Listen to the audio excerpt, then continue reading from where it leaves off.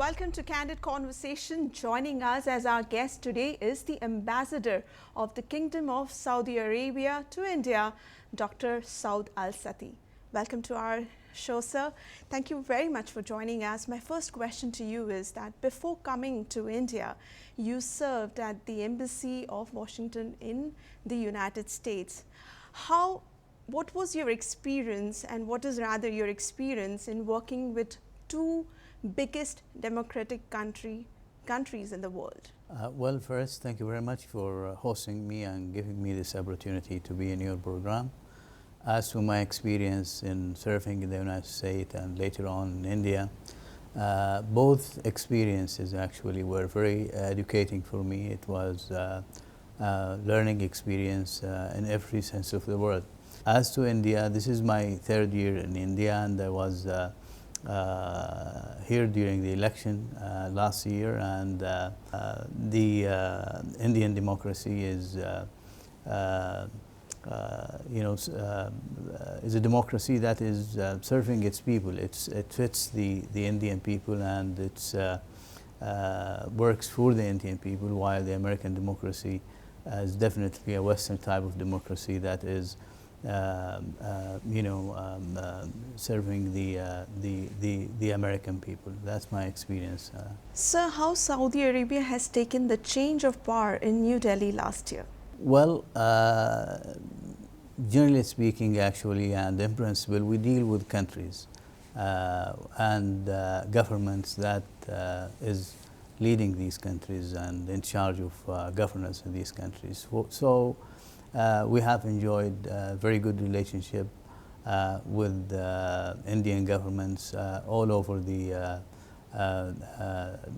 last few decades, and since the establishment of the official diplomatic relationships between Saudi Arabia and India in 1948, whether government led by Congress party or governments led by a coalition or by a PGP.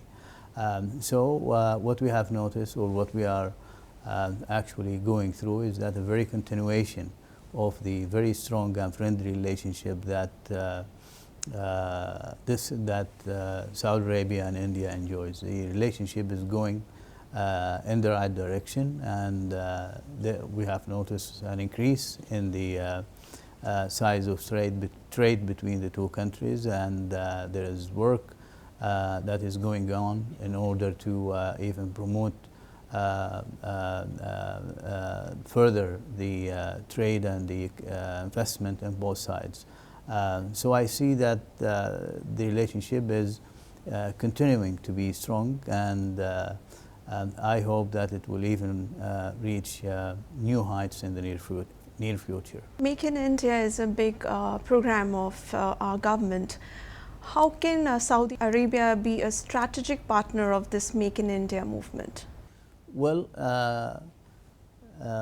investment and promoting movement of investment between the two countries has been in the heart of every meeting of the Saudi-Indian Joint Commission. So we think that Make in India initiative is a very good initiative, and we invited our people to look at the opportunities available here in India, and in the near future there will be a visit for the Saudi-Indian Business Council, the Saudi side of it. A group of business people will come here and spend some time with their counterparts to discuss the opportunities that the initiative, Make in India initiative, offer to them. And also this is going to be one of the areas that will be discussed during the or in the next session of the Saudi-Indian Joint Commission. So investment is something we can expect. So how soon can we expect such investment, and what are the areas in which Saudi Arabia business community would be interested in investing in India? Well, there are many areas, in my opinion, in which Saudi investor can invest here in India. I've noticed that there was some improvement for the procedures and regulations concerning the investment in India. There was also some improvement for investment in aviation sector, transportation sectors, and so on. These areas need to be and initiatives need to be highlighted and showcased to investors, whether from Saudi Arabia or outside Saudi Arabia. From our side, there is great investment opportunities throughout all the sectors of the economy. To name some, the transportation sector, where there are so many Indian companies working there and taking part in the development projects. Also in the aviation sector, in the infrastructure sector, generally speaking, also in the education sector, and so on. The fact that the IS activity is growing is a growing threat to everybody across the world. How do you plan to counter terrorism, and how do you plan to cooperate with India to fight against terrorism? Well, IS or Daesh is a terrorist group. As to the relationship or cooperation between India and Saudi Arabia, I would like to say that the security cooperation is very strong, and when it comes to countering terrorism cooperation, actually we do have a very strong relationship. We share information and we share experience, and there is an ongoing communication between the two countries within the security channels. So the recent development in Yemen has sent shocking waves across the world, all over the world. How does Saudi Arabia plan to tackle it? We think that there was a process and there was an initiative introduced by GCC countries and endorsed by the UN Security Council, and then outputs of the comprehensive national dialogue between the different Yemeni groups and parties, and then later on the agreement of peace and partnerships between Yemenis, including Houthis. So what happened is that this extremist violent group decided to put all this aside and use their force and impose their will on everyone else in Yemen. That what triggered the situation, and we hope that the legitimate government in Yemen will be able to restore peace and stability, and that the Houthis will put aside their weapons and withdraw from cities that they occupied by force, and also withdraw from government institutions and return the weapons to the legitimate authority in Yemen. So Pakistan has refused the offer made by Saudi Arabia to fight against the rebels in Yemen. What do you have to say? The participation in the coalition actually was voluntarily participation. They at the beginning of the coalition, they expressed their support, and lately also they expressed their support to defend the kingdom against any aggression. That's what I can say about their position. So, Saudi's proximity to Pakistan somewhere impinges the relationship with India. What do you have to say on that? After surfing here in India for 3 years, and also knowing the relationship that my country enjoys with Pakistan as a Muslim country, I don't see any contradictions in having a very strong relationship with a very friendly country like India, in which we share a lot of interests, whether when it comes to trade or energy cooperation or security cooperation, or the people-to-people contact, which plays very significant roles in cementing the relationship. By the way, the number of Indians Indian nationals in Saudi Arabia is the largest number of any foreign community in the kingdom, and this is an indicative of the strength of the relationship, not only on the government level but also on the people-to-people level and on the popular level. So what I see is having very strong and close and friendly relationship with India has in no way or would in no way actually contradict its good relations with other countries. And as it is for India actually, that they enjoy good relations with other countries to advance their mutual interests and serve their country and its national. It's normal for other countries to do the same. So we see no conflict in that. So how do you look at Iran's support to Shia rebel in Yemen? Well, I think this is unfortunate intervention in Yemen's affair by a country that is more than 1,000 miles away from Yemen. The role that is played by Iran and particularly interfering and meddling in internal affairs in Yemen and other Arab country is definitely rejected, and the outcomes, unfortunately, of these interventions is destabilizing, and we hope that Iran would refrain from further intervening in Yemeni affairs. And Yemenis would need actually economic helps, projects that would bring about stability and job creations. They don't need more weapons. They don't need more ideologies or foreign interventions. So are all Gulf countries united in their approach towards Yemen and IS? Are there any differences between Saudi Arabia and Qatar? GCC countries are united, and actually all members of the Arab League countries are united behind the decisive storm operation in Yemen, with the aim of bringing back stability and peace to Yemen and restoring legitimacy. So this is regarding Yemen.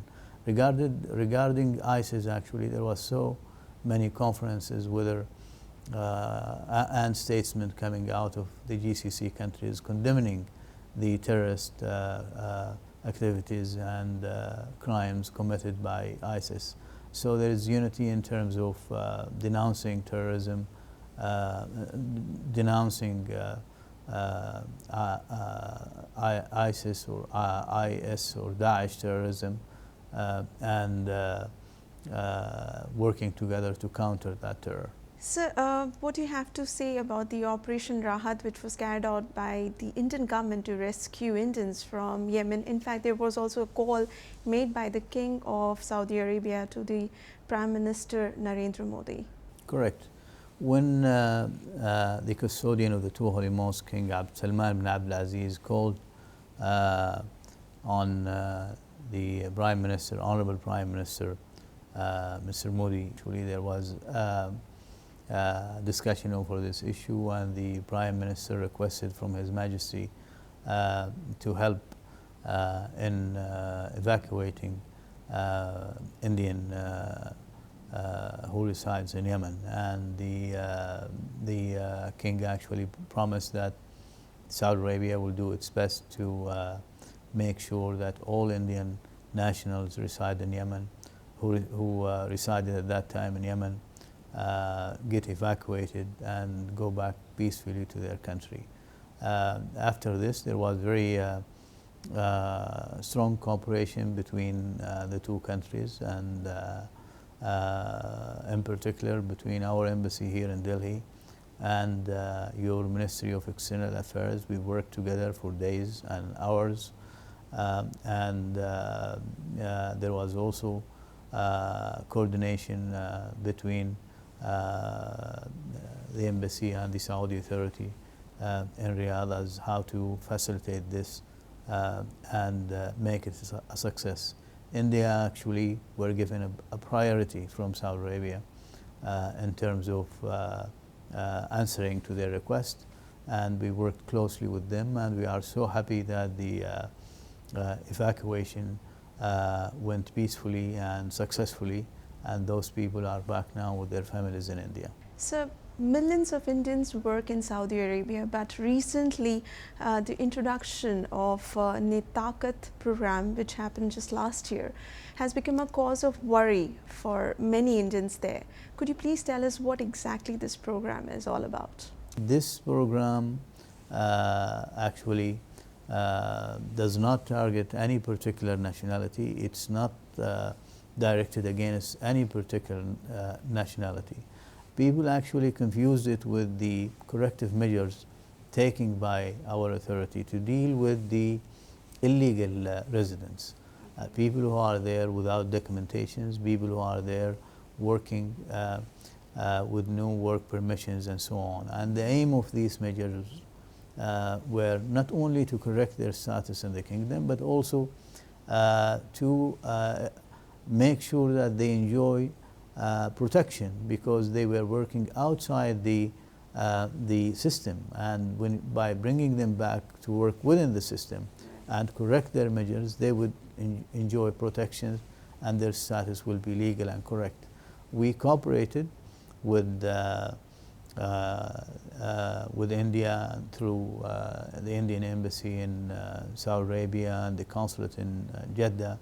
We gave a grace period enough for all people who needed to correct their status, actually, to start the process and present their cases and papers to their embassy and consulate. And many people benefited from this. If I'm not mistaken, more than 400,000 Indian expats benefit from this. So what do you have to say on the foreign policy of India? Well, maybe I am not the right person to answer this question, but I would comment on it in a way or another, actually, is that we see India as a country that is so keen to develop economically and bring about prosperity for the Indian people, and also Saudi Arabia is the same. We would like to develop our country and bring about a better future for our future generations. And in order to ensure that we can develop and we can grow and expand economically, actually, we need to have stability and peace in our region. And this is an interest and a goal that we fully share with India. So how does Saudi Arabia look at the recent breakthrough on the nuclear issue which between US and Iran? First, this is not a final agreement. This is a framework, and the final agreement is yet to be seen. But we have announced that any agreement that will end the, any agreement that would bring about stability to the region is welcome. And all what we hope is that the Middle East will be a zone free of all weapon of mass destruction. So every year millions of people from all over the world go to Saudi Arabia to visit the holy places of Makkah and Medina for Hajj. Many from India also, they go for it. So is Saudi Arabia thinking of facilitating few plans or to make it easier for the Indians to visit these two holy places? During the construction process and during the works that is taking place, actually, there had to be reduction in the number of people who get into the Grand Mosque, and that's why we reduced the quota for everyone, including Saudis, by 20%. And when the constructions and expansion projects actually get completed, things will go back to what they were before the reduction of the quota, and inshallah we'll see the Indian pilgrimage going back to the old numbers. So coming to the women rights of Saudi Arabian women, we have seen that there are certain restrictions imposed on them, like they cannot drive a vehicle. What do you have to say on that? Well, I would like since you have stayed in India for so long. No, thank you very much. What I would like to say is that the government actually in its development projects does not distinguish between women and men. There are a lot of opportunities, and that that women are participating in the affairs of their country. As to the car issue, actually, I don't think that this is. That's what I heard from them. Some of them, that this is the main issue or demand for them. Although I would again say that this is a debatable issue. It's a social issue. There are those who support it and wants it, and there are those who are against it, and they think that we're not ready for it. But I think we will arrive at probably a conclusion for this in the near future. So just for my understanding, being a woman, I would like to know what is the reason why they can't drive a vehicle? Why women can't drive? I drive a vehicle here. Like, what is the reason behind it? No, the issue is not can drive or cannot drive, because some of them drive actually outside the country. The issue is to have the regulations and permissions for them driving inside the country. So if I visit Saudi Arabia, I cannot drive a vehicle over there? No, we will take care of the driving. We will assign a driver for you. Thank you so much, sir. Now coming to a serious question, that what are the studies showing on the lasting of oil reserves in Saudi Arabia? We are still the largest country in the world in terms of oil proven reserves, over 260 billion barrels. And we invest heavily, not only in maintaining our oil fields and improving our ability to explore more of every oil field and expand its lifetime, but also we are investing in exploring new oil fields in different parts of the country. So I assure you that Saudi Arabia will continue for many time to come as a main reliable source of oil for the international economy. So the last question on a lighter note, you've been here for quite some time. What is your favorite dish, the Indian dish, and what do you have to say about the Indian culture? Yeah, well, about culture, actually, I would be very honest and direct with you. Actually, I came to India with a different understanding, or I would say a stereotype. I thought that all Indians will be like people with turbans, and that many of the movies that I saw before I came to India would reflect in a way or another the culture and the everyday life of the people. I was through my living here for 3 years. Actually, I learned that India is a very conservative country. There is great emphasis on traditions. And there is no difference when it comes to these issues between Muslims and non-Muslims, and Sikh or Hindus, or there is great respect for traditions. Sometimes I find it difficult for me even to figure out who belongs to what religion or faith and so on. It's a very rich country, and I always keep saying to my friends here is that the strength of India is not in its economic power or military might, it's in its culture. Culture makes India India. So that's my first reflection to your question. The other Indian food. The food, it's definitely very rich, and you go to the south, you find different dishes. You go to Hyderabad, you find different type of biryanis, and also the one that they cook here in North India or Delhi is different, and so on.